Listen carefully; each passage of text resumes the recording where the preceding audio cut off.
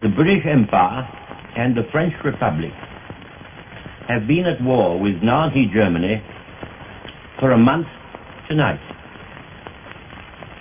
We have not yet come at all to the severity of fighting, which is to be expected. But three important things have happened. First, Poland has been again overrun by two of the great powers which held her in bondage for 150 years, but were unable to quench the spirit of the Polish nation.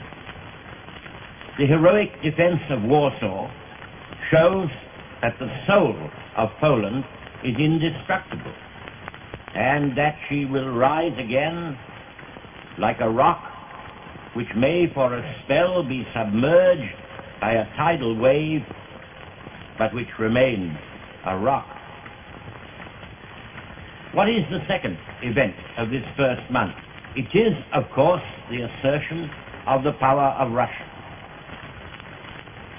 Russia has pursued a cold policy of self-interest.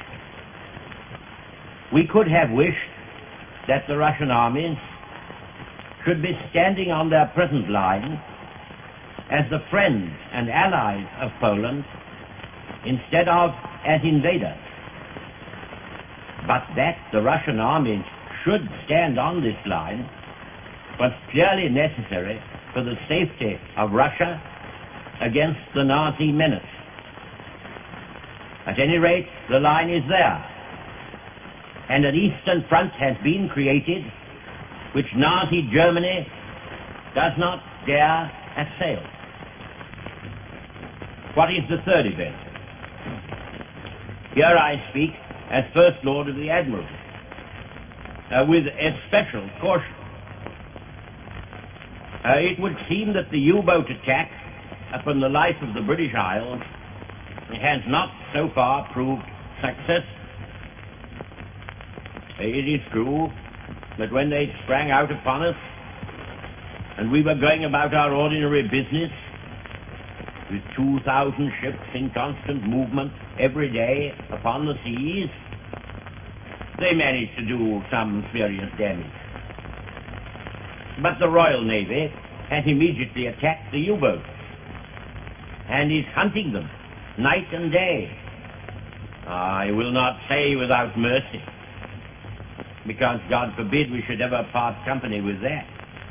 But at any rate, with zeal, and not altogether without relish.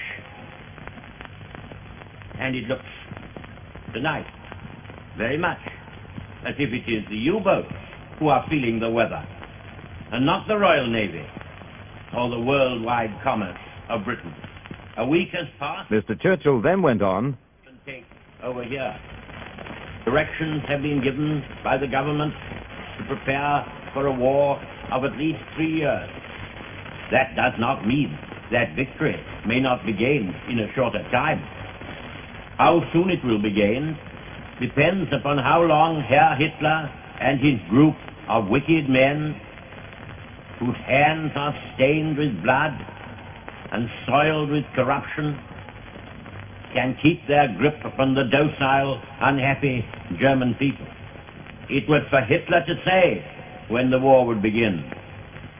But it is not for him or for his successors to say when it will end.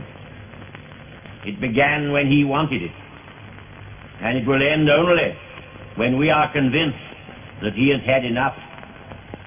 We may remember the words of old John Bright after the American Civil War was over, when he said to an audience of English working folk, "At last, after the smoke of the battlefield had cleared away, the horrid shape which had cast its shadow over the whole continent had vanished and was gone forever."